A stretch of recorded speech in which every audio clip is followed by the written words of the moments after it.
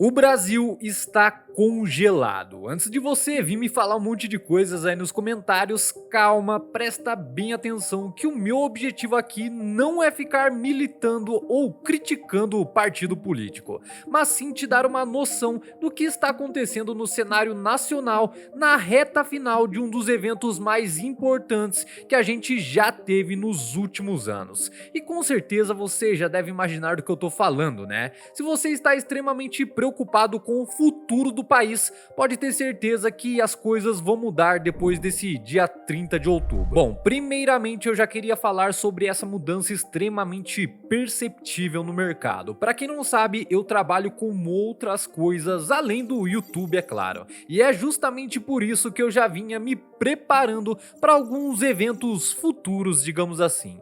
De uns 2 meses para cá, as movimentações internas no país começaram a dar sinais de que o negócio ia ficar meio complicado. Uma das mais perceptíveis, acredito eu, é em relação ao dólar. Antes do primeiro turno aí, a gente pôde presenciar o dólar chegando na casa dos 5,40. Não foi o maior valor que a gente já teve, porém foi um aumento bem expressivo.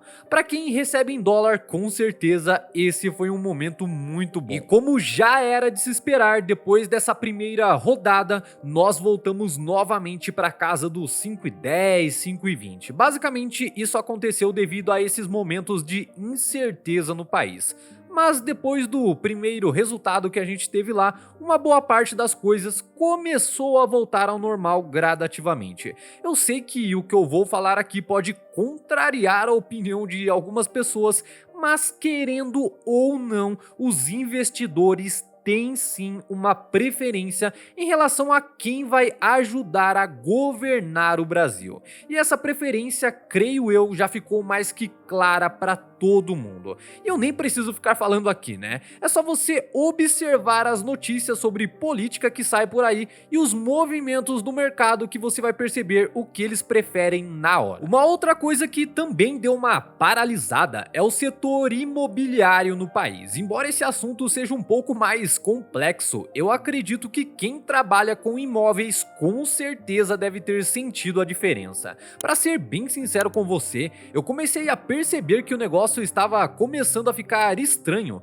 quando os preços dos imóveis aqui no Brasil simplesmente dispararam. Aliás, nos Estados Unidos a gente teve um movimento bem similar, porém a diferença é que lá o impacto disso tudo está sendo muito maior do que aqui. O preço das casas está simplesmente despencando. Inclusive, eu me lembro de ter feito um vídeo aqui no canal explicando com muito mais detalhes sobre uma possível bolha imobiliária americana. Ou seja, sempre quando você perceber que alguma coisa começou a subir de preço muito rápido, do nada, já fique esperto que isso pode ser um sinal. Um exemplo bem claro que a gente teve recentemente aqui no Brasil mesmo foi em relação ao preço dos carros usados. Realmente tinha alguns veículos que estavam totalmente fora da realidade. E o resultado disso a gente pode presenciar hoje. Após um período de alta, agora já podemos ver algumas quedas significativas. A grande verdade é que o mercado sempre encontra alguma maneira de equilibrar as coisas, né? Além disso, diversos outros setores foram afetados justamente por esse momento tão conturbado que a gente está passando no Brasil.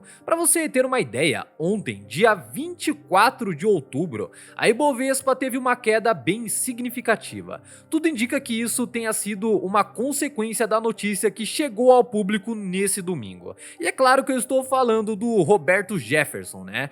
Como você já deve ter visto em vários jornais por aí, o ex-deputado federal recebeu uma visita da PF lá na casa dele. E ao invés dele acompanhar o pessoal lá de boa, ele simplesmente resolveu descer a bala em todo mundo. E ainda por cima filmar toda a ação com um discurso que indicava que ele estava fazendo aquilo porque ele estava do lado do então atual presidente do nosso país. Se ele está certo ou não, aí eu já não sei. O que eu sei é que de alguma forma tentaram ligar isso à imagem do presidente. E a partir daí começou o problema. O que já estava estava ruim ainda recebeu um empurrãozinho para piorar ainda mais. Se o clima antes estava tenso no país, depois desse episódio aí, o negócio ficou mais complicado ainda. Ao que tudo indica, novamente, isso deu uma chacoalhada no mercado, deixando todo mundo confuso, sem saber se vende, se compra, se vai, se fica.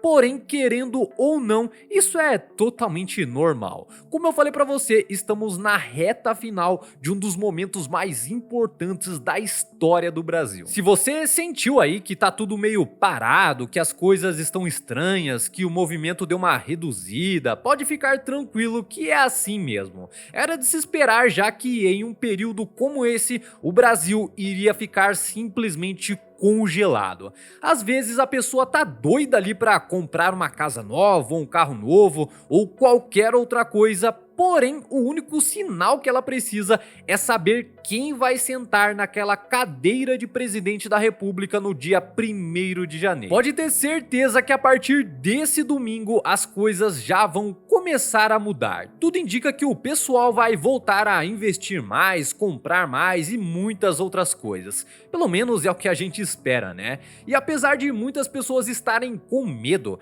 que tal candidato volte a assumir a presidência do nosso país, para ser bem sincero com você, o meu nível de preocupação com isso está bem baixo. No momento, eu acredito que temos outras questões externas bem mais preocupantes e que podem representar um risco bem mais alto para o Brasil do que esse negócio de política aí. Não estou falando que a política aqui não tem importância alguma. O que eu quero dizer é que no momento existem fatores externos que podem representar um risco maior, principalmente para o início do ano que vem. Aliás, tem muita gente por aí que vive reclamando do Brasil, que o Brasil tá ruim, que aqui é uma porcaria. Porém, eu sinto em informar que apesar dos nossos problemas, o Brasil está sendo um dos melhores lugares do mundo para se viver nesse momento.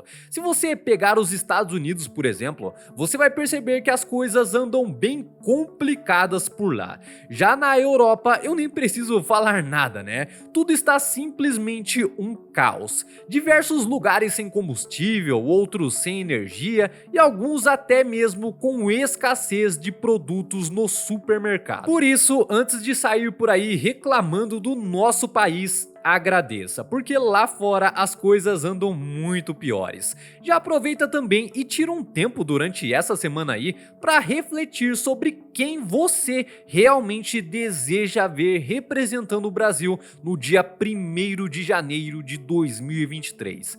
Mas reflete mesmo, pensa, analisa as propostas e tome a melhor decisão possível. Porque eu volto a repetir aqui, para milhões e milhões de brasileiros estamos em um dos momentos mais importantes dos últimos anos. E antes que eu me esqueça, se você ainda não viu, eu já fiz um vídeo aqui no canal mostrando as coisas de um ponto de vista mais macro. Talvez um dos piores problemas que a gente possa enfrentar em breve não seja interno, mas sim externo. Para você conferir tudo isso e muito mais, é só clicar no vídeo que está aparecendo na tela aí pra você. Eu vou ficando por aqui, um forte abraço e logo logo a gente se vê novamente.